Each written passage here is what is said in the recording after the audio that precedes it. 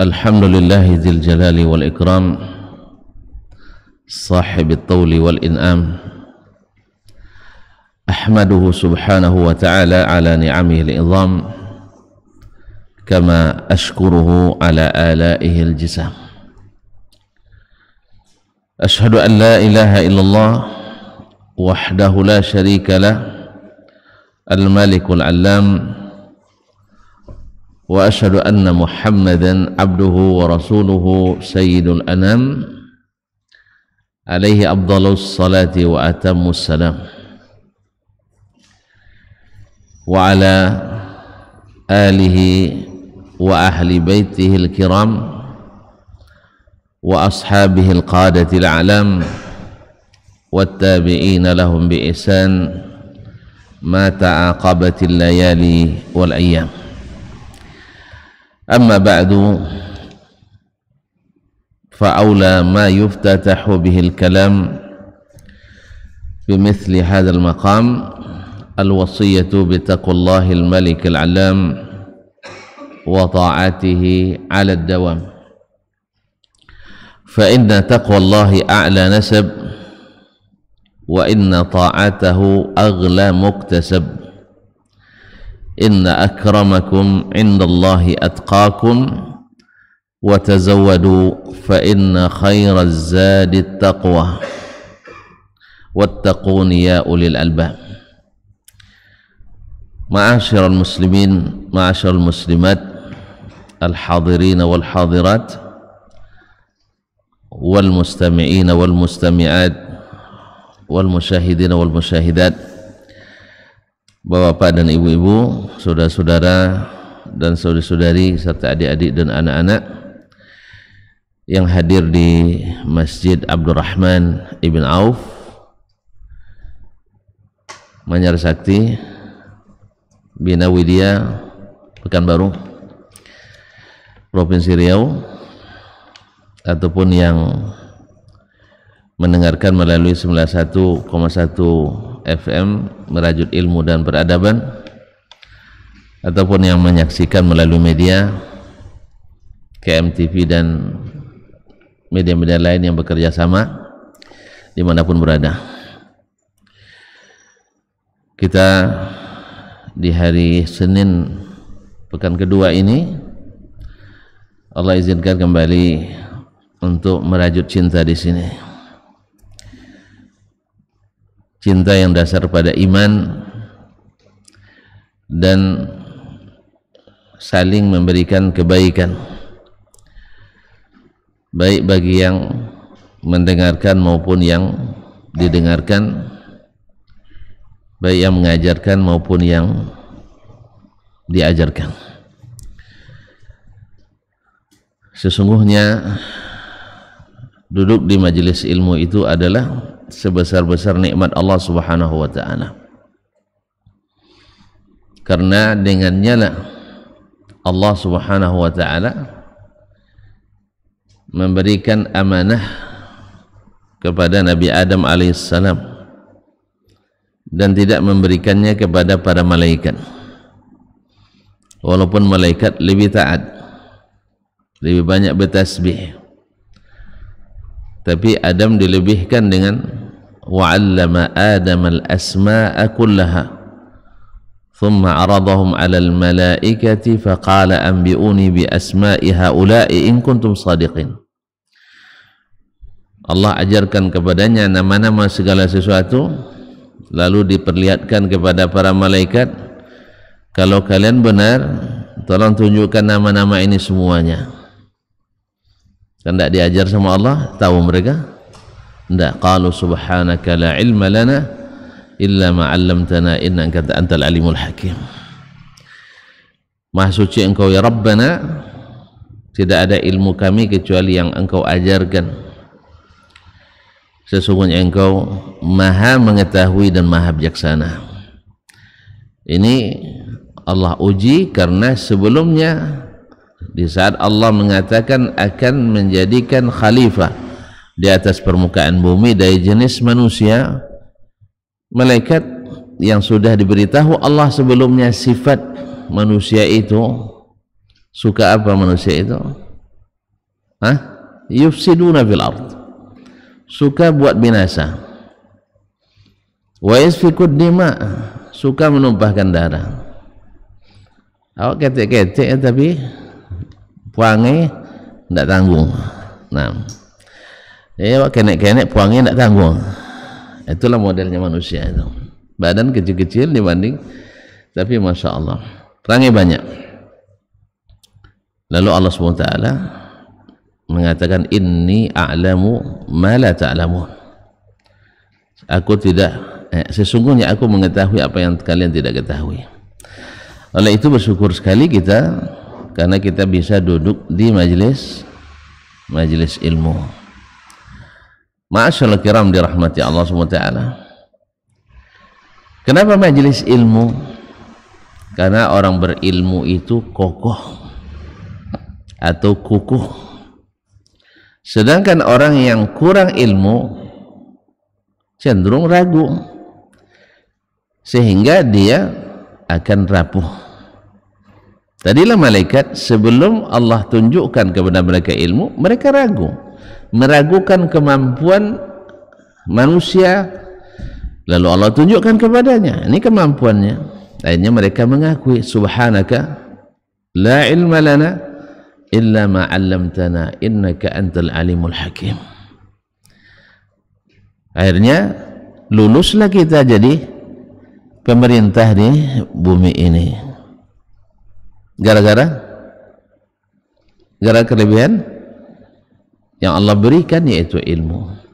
Hampir tidak lulus kita, ya, hampir kita tidak lulus karena malaikat bilang, kenapa bumi itu diciptakan untuk apa?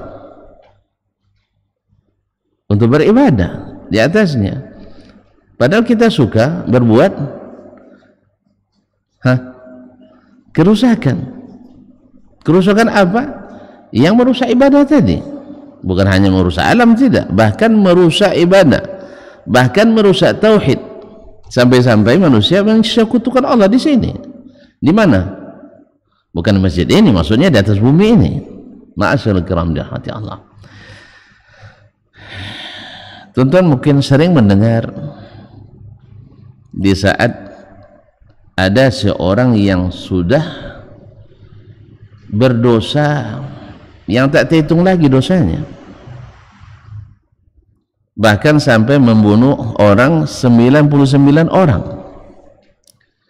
Ramai kan? 99. Tentu yang namanya orang yang berbuat dosa tak akan pernah nyaman. Iya dah. Kalau tak percaya coba curi rawang kotak 4 dulu. Dosa banyak, 10.000 aja lah. Tak akan pernah nyaman sampai mengembalikan. Ya, silakan coba nanti dipadamkan CCTV sementara dulu. Tapi pakai CCTV tuh ya. Nah, masyaallah kiram, dah tidak ada nyaman. Apalagi kalau dosanya sebanyak itu. Tidak ada jenis dosa kecuali dia sudah lakukan. Termasuk membunuh 99 orang. Nyaman saya? Hah? Jangan 99 keluarga pula. Di tempat itu hanya 100 keluarga, berarti 99 orang mengintai dia. Atau 99 keluarga. Akhirnya dia ingin bertobat kepada Allah SWT. Kalau orang bisa dia lawan, tapi kalau Allah tidak bisa. Itulah pentingnya kaum muslim dan muslimat untuk selalu ada berhubungan dengan Allah Tabaraka wa Ta'ala. Sejahat apapun orang, kalau masih ada berhubungan dengan Allah, titik terang itu akan selalu memberikan petunjuk padanya. Akhirnya tentu kalau sudah hal seperti ini, yang dicari orang siapa? Preman dicarinya? Orang kalau sudah nak taubat, yang dicarinya siapa? Iya Pak Imam, iya kan? Ustadz, iya enggak? Yang alim-alim dicari. Pemerintah pun tidak dicarinya lagi, tahu dia bahwa bahwa orang-orang pemerintahan Kok ternyata antum penuh arti nampaknya. Bahwa orang-orang pemerintahan, jangan. Di sini ada orang pemerintahan, saya kaum muslimin muslimat. Bahkan orang pasti yang dicarinya orang-orang yang punya kesalehan, orang-orang yang bisa memberikan solusi. Tidak mungkin awak berutang cari orang yang banyak utang. Pasti jawaban antum terima, pasti itu. Ada orang nanya saya, Ustaz, saya utang segini Ustaz, saya minta tolong, saya mau buka pola utang saya segini-gini sebenarnya. Akhirnya ngaku sendiri dia. Oh iya Ustaz, dia katanya, misalnya dia ngadukan utangnya 2 juta, awak utang awak 2 miliar misal kan, itu angkat tangan dia selepas itu. Utangnya 200.000, awak utang 2 juta, utang dia baru 2 pekan, utang awak ada 2 tahun, tentu tidak berani lagi dia minta. Demikian juga para pendosa, tidak mungkin minta pendapat pada pendosa kalau dia nak taubat. Akhirnya dicarilah siapa kira-kira orang yang bisa memberikan solusi. Ma'asyiral kiram dirahmati Allah SWT. Apa yang dilakukannya? Ditunjukkanlah kepada seorang ahli ibadah. Ahli ibadah. Nah, ahli ibadah ini disebut dengan ahli ibadah, bukan dia maksudnya bukan yang lain tidak ahli ibadah, enggak, tapi dia kelebihannya memang di ibadah saya terus. Bahkan sampai mereka menganggap nuntut ilmu itu buang-buang waktu.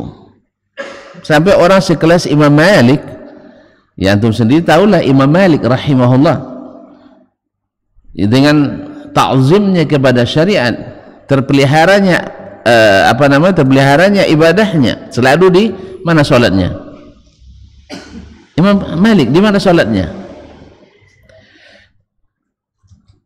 tinggalnya di mana? Oh tidak tahu, iyalah dia sholatnya selalu di Masjid Nabawi, Masjid Nabawi 1000 kali sholat lebih pahalanya karena ngajarnya di Masjid Nabawi. Ma'asyal kiram dirahmati Allah SWT. Tapi di mata ahli ibadah tetap masih buang-buang waktu. Nah, coba bayangkan apa sebab? Sebab dia banyak berinteraksi dengan orang-orang para penuntut ilmu, karena sering berkawan itu melupakan diri pada Allah menurut dia. Abu Abdillah Al-Madani lalu dia menasihati Imam Malik, ya Abu Abdillah, beribadahlah.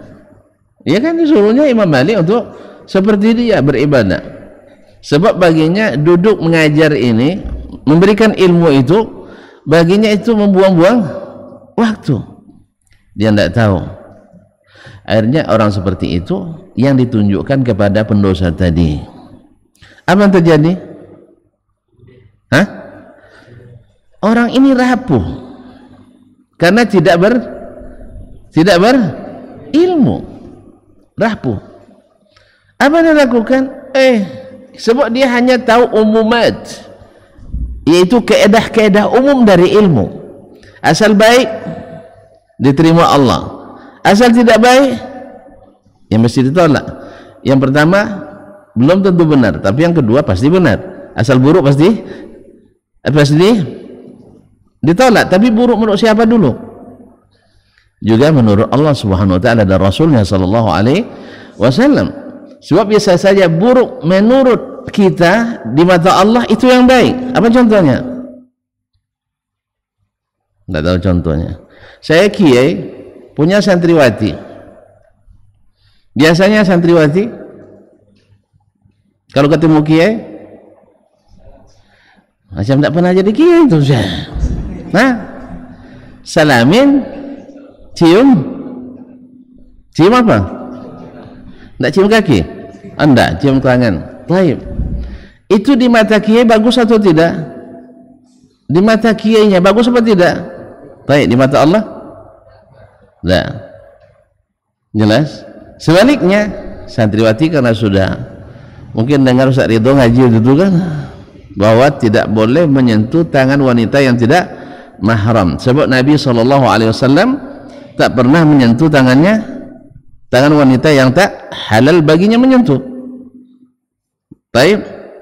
Lalu si perempuan agak santriwati tidak menyalami kiainya.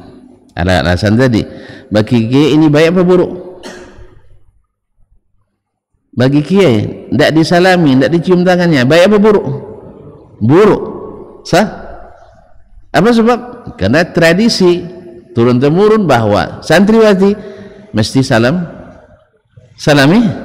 kiai, mesti salami kiai. Walaupun setelah itu nanti ngurus kiai karena sudah diakad sama kiai gitu. Nah, kaum muslimin muslimat, jadi tidak semua yang buruk menurut kita di mata Allah buruk, sebagaimana tidak semua yang baik menurut kita di mata Allah baik. Inilah bedanya ilmu dengan tidak berilmu. Nah, ditunjukkan ke orang yang ahli ibadah yang tidak punya waktu menuntut ilmu. Saya punya teman ya, yang untuk membuktikan kebenaran ini dia lebih rajin beribadah sehingga tidak selesai thalabul ilminya.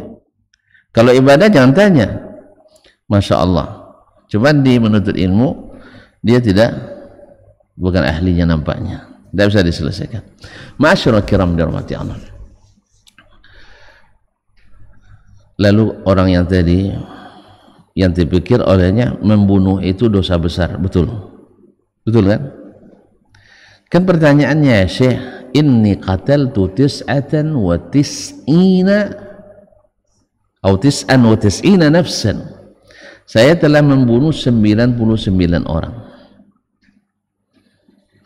Hal li min taubah, ada enggak peluang saya untuk melepaskan diri dari ikatan dosa ini, yaitu taubat?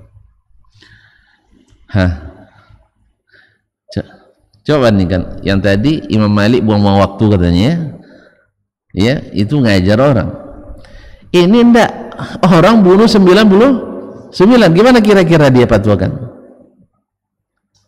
Saya ulang kembali, ahli ibadah tadi mengira Imam Malik yang ngajarkan ilmu setiap hari di mana? Di Masjid Nabawi. Datang muridnya bukan dari Madinah saja, dari Spanyol sana datangnya.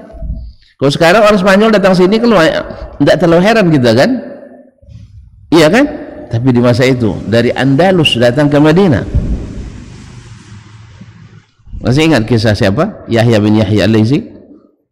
Istrinya sedang hamil ditinggal, tidak pulang-pulang karena belajar sama Imam Malik. Sampai anaknya bujang nyosong ke dia ke Madinah. Sampai anak Madinah terasa pula indah untuk ilmu, tidak juga pulang. Bayangkan, dah bujang anaknya. Ma'asyiral kiram, apalagi kalau seorang ahli ibadah yang tidak memiliki ilmu melihat orang membunuh 99, tentu tidak mungkin ada taubatnya menurut dia.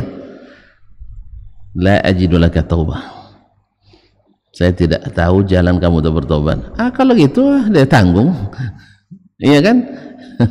Iya kan, tinggal 1 poin lagi untuk 100 kan, dia sempurnakan 100. Ya, orang dalam keadaan kalut, lalu antum tak berikan solusi kecuali tambah takut, tambah kalut dia. Orang kalau sudah kalut, ia akan melakukan apa saja, dibunuh lagi orang ini. Ma'asyiral kiram dirahmati Allah. Karena apa? Karena ini dasarnya ragu, bukan ilmu. Apa sebab? 1 saja susah dimaafkan, apalagi 99 dibangun di atas apa?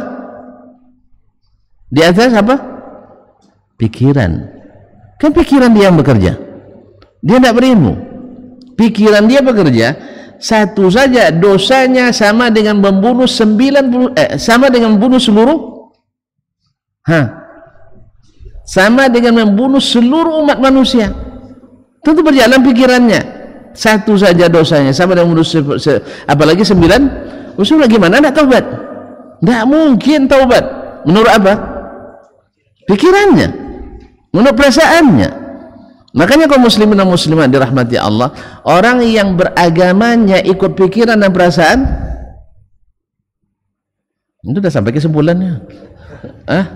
Orang yang beragamanya berdasarkan pemikiran dan perasaan, hasilnya judul saya ragu.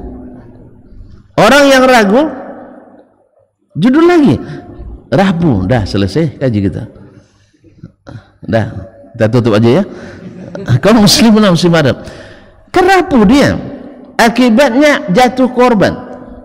Nanti ada kisah di zaman sahabat lagi, orang berfatwa sampai ada yang mati gara-gara fatwanya. Apa sebab?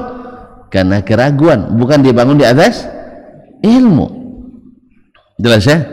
Ma'asyiral kiram dirahmati Allah, akhirnya dia tamatkan 100.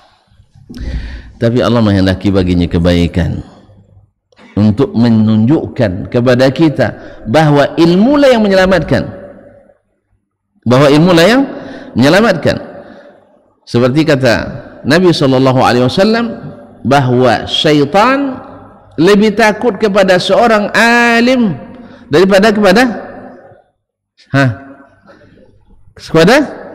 1000 abid atau 100 abid. Syaitan lebih takut pada satu ulama daripada kepada 100 atau 1000 orang ahli ibadah. 1000 ya, 1000 alfi abid. Disusun 1000 ahli ibadah, disusun di sini satu orang ulama yang istiqamah, tentunya bukan sembarang ulama. Sebab kalau yang tidak istiqamah sama dengan yang 1000 tadi, barisannya di situ tuh. Kaum muslimin dan muslimat dirahmati Allah, yang istiqamah suruh syaitan untuk menyerang, kemana diarahkan dulu? Kalian tidak pernah tahu tentang syaitan nampaknya. Kalau disuruh syaitan, ini barisan 1000 orang ahli ibadah yang tidak berilmu tentunya. Di sini satu orang ahli ibadah yang dengan ilmu. Syaitan kemana ditujunya dulu? Syekh? Ahli ibadah. Apa sebab? Mudah, dikicuah di nantarangnya. Nah, kalau ini tidak, digelap pun tak tertipu dia, dan suasana kritis pun tak tertipu, dipaksa pun tak mau ditipu. Tapi kalau ini mudah tertipu. Ma'asyiral kiram. Karena apa? Karena dibangun di atas keraguan sehingga rapuh. Ilmu itu tak pernah mendatangkan keyakinan. Oleh sebab itu orang tidak berilmu suka pindah-pindah. Ini tren ikut lagi, ini tren ikut lagi, ini tren ikut lagi. Apa sebab? Dia tidak kokoh, tidak didasarkan pada ilmu. Lalu ditunjukkan dia kepada seorang alim. Alim tentu fatwanya kokoh. Ini Allah yang Nabi yang ceritakan ke kita supaya menjadi ibrah bagi kita bahwa ilmu itu ada dasar yang mengokohkan seseorang. Ma'asyiral kiram dirahmati Allah. Apa kata sang alim? Wa man ladzi yamna'uka minat taubah? Apa yang menghalangimu dari taubat? Baik. Di mana alim ini tahu? Ulama ini tahunya dari mana? Dari ilmu yang Allah turunkan. Bukankah Allah sudah utus para nabi dan rasul? Dan kisah-kisah orang berdosa banyak sejak zaman dulu sampai hari ini. Bukankah dosa terbesar di dunia apa? Syirik. Jelas kan? Bukankah sebelum nabi itu datang mereka ada yang berbuat syirik? Saya ulang kembali, sebelum para nabi itu diutus, misal Nabi Nuh alaihissalam, umat Nabi Nuh syirik apa tidak? Antum sembarang nuruh orang syirik. La tazarunna waddan wala suwa'an wala yaghutha wa ya'uqa wa nasra. Siapa itu? Wali-wali.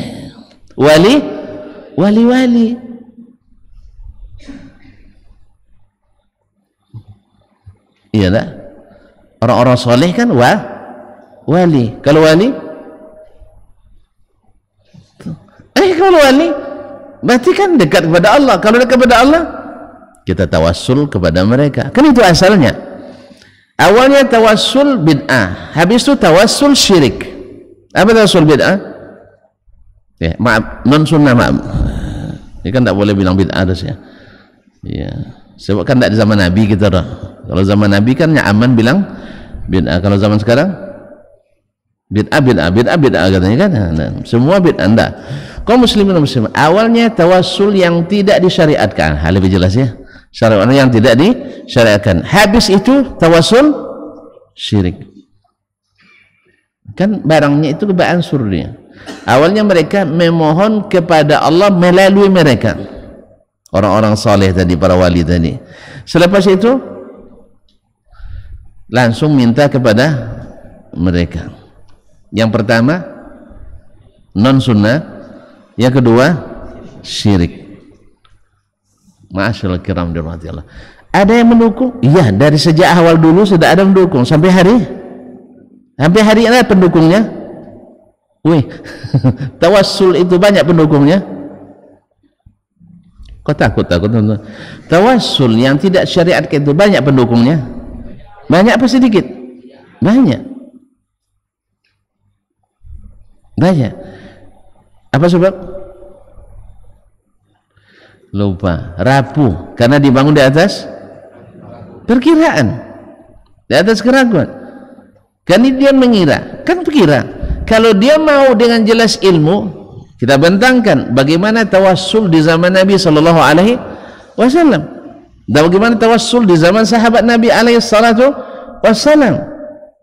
Andainya tawassul kepada orang saleh itu disyariatkan yang telah mati, kuburan Nabi kok tidak dikunjungi sahabat untuk tawassul?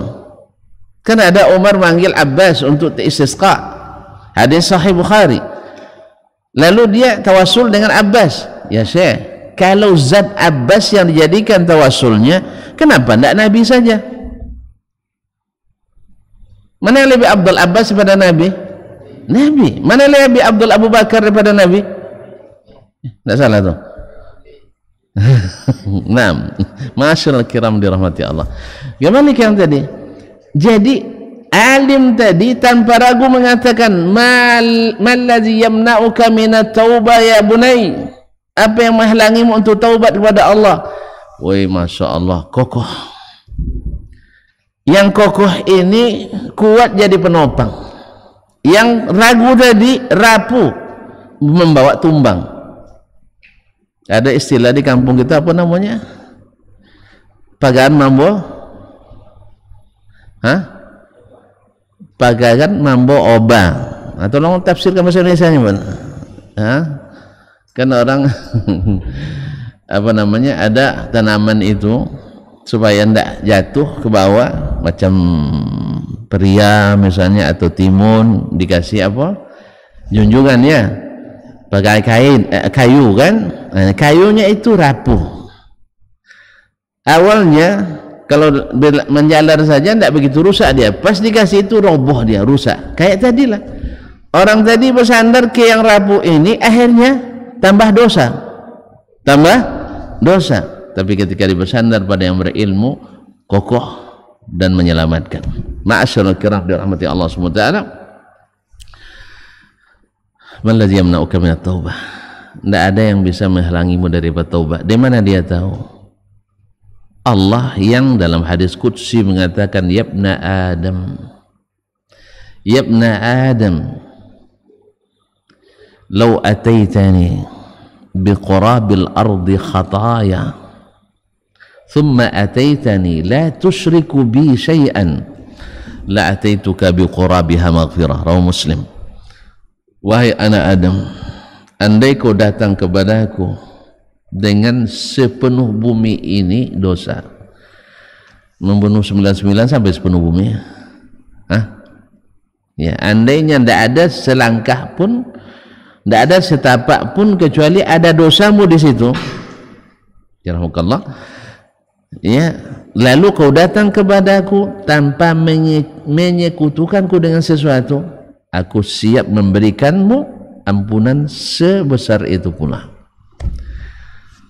Berarti Allah SWT menerima taubat sebesar apapun dosa. Karena disuruh kita katakan tidak ada dosa yang melebihi dosa syirik. Artinya kalau kau datang kepada Allah walaupun dosa maksiat boleh dikatakan tidak ada dosa besarnya, tapi syirik kau lakukan, Allah ampuni. Allah ampuni. Misal ini antum di bab mencuri jago, bab menipu ahli, korupsi nomor 1, judi bandar, narkoba masya Allah selalu teler, dan seterusnya. Tapi kau tauhidnya masya Allah, tauhidnya masya Allah, yang tidak pernah menyekutukan Allah subhanahu wa ta'ala. Ada harapan diampuni? Ada harapan diampuni? Mati dia dalam keadaan seperti itu, ada harapan masuk surga? Seriusin saya? Ada harapan masuk surga. Apa sebab? Dia tidak berbuat syirik. Sebaliknya, antum bangun 1000 masjid dengan 1000 kubah, ya kan 1000 masjid masing-masing satu kan 1000 kan. Antum tuh bayang satu masjid 1000 kubah. Nah, ada masjid 1000 kubah. 99 ada ya. Nah, antum bangun masjid 1000 buah di 1000 tempat, kemudian membiayai 1000 anak yatim sekalian ibunya. Antum tuh bayang apa saya? Iya. Kemudian menyekolahkan anak-anak kaum muslimin sekolah tinggi-tinggi. Jelas? Apalagi? Bangunkan rumah-rumah untuk para fuqara dan masakin. Ya sih? Tapi antum tak mengucapkan la ilaha illallah, atau mengucapkan la ilaha illallah tetapi berbuat syirik. Ada kemungkinan diampuni? Tidak. Wa qadimna ila ma amilu min amalin faja'alnahu haba'an mansura.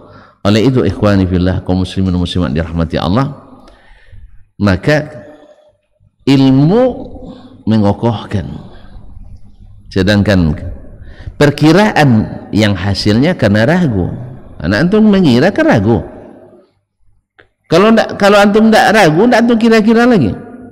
Tapi kalau antum masih memikirkan, masih merasa-rasa, meraba-raba, ragu, rapuh. Ini apa katanya? Walakinna qaumaka allazi anta ma'ahum, kaum yang tempat kamu tinggal itu, li'anna al-balad allazi anta fihi qaumu su', itu isinya orang-orang buruk, jahat. Oleh sebab itu izhab ila qaryati fulan atau kada fa inna fiha man qauman salihin ya'budun Allah, atau kama qala sallallahu alaihi wasallam, pergilah kampung itu karena di situ ada orang-orang saleh yang beribadah kepada Allah Subhanahu wa taala. Masyaallah kiram. Akhirnya coba dia, orang ini selamat, yang berfatwa selamat, sedangkan yang tadi yang berfatwa tewas, yang diminta fatwa was-was. Nggak ada selesai masalah dengan keraguan, tapi selesai masalah dengan ilmu yang kokoh. Ma'asyiral kiram dirahmati Allah. Dalam suatu peperangan, salah seorang sahabat terluka.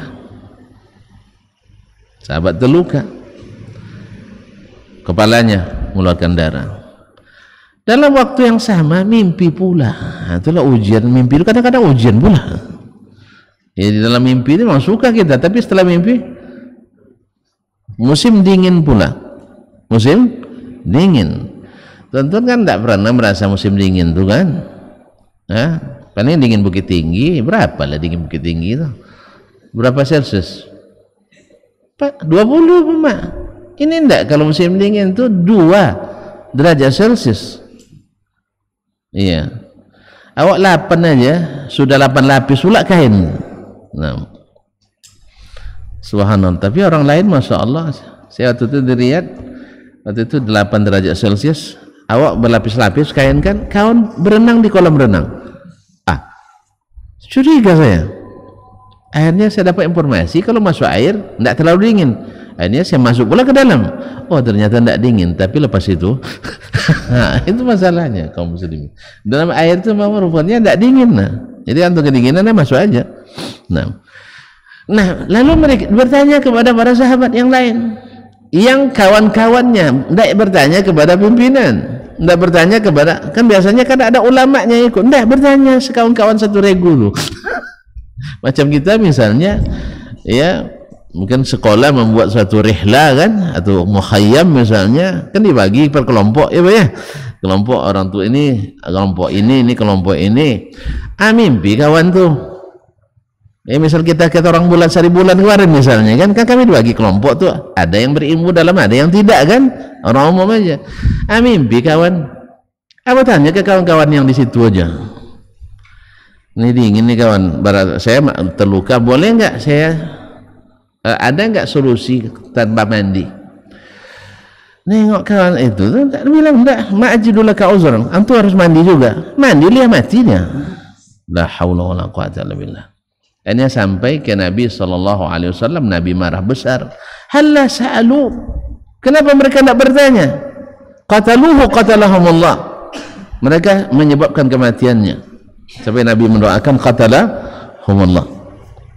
Ma'asyur kiram dirahmati Allah. Batal ya kalau hanya mengikut perkiraan, rapuh. Oleh itu kaum muslimin dan muslimat, di sini jelas sekali bahwasanya ilmu itu mengokohkan.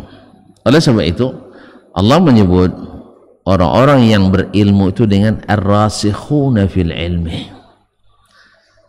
Ya, ar-rasikhuna fil ilmi, mereka tak tergoyahkan oleh berbagai syubhat.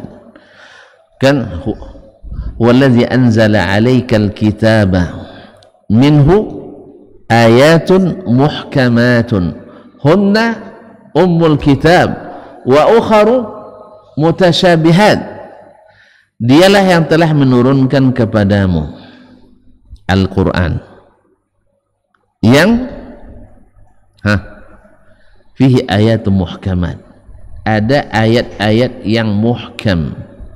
Hunna umul kitab, itulah isi dominan Al-Quran, semuanya muhkamat. Wa ukhar mutasyabihat, ada sedikit yang mutasyabihat. Lihat ini subhanallah, memang Allah kan menguji kita. Kalau dibuat muhkamat semua kan lulus semua, tapi ketika ada sebagian mutasyabihat, yang menentukan mutasyabihat itu sendiri ya ada dengan perasaan dan pikiran, dan ada melalui ilmu yang diwariskan. Lalu Allah katakan fa ammal ladzina fi qulubihim zayghun fayattabi'una ma tashabaha minhu, orang-orang yang cenderung hatinya melenceng, menyimpang, apa yang diikutinya? Fayattabi'una ma tashabaha minhu, dia mengikuti yang mutasyabihat, mengikuti yang mutasyabihat. Apa tujuannya? Ibtigha'al fitnah wa ibtigha'a ta'wilih, ya, karena ingin menimbulkan fitnah dan mencari-cari takwilnya. Wa amma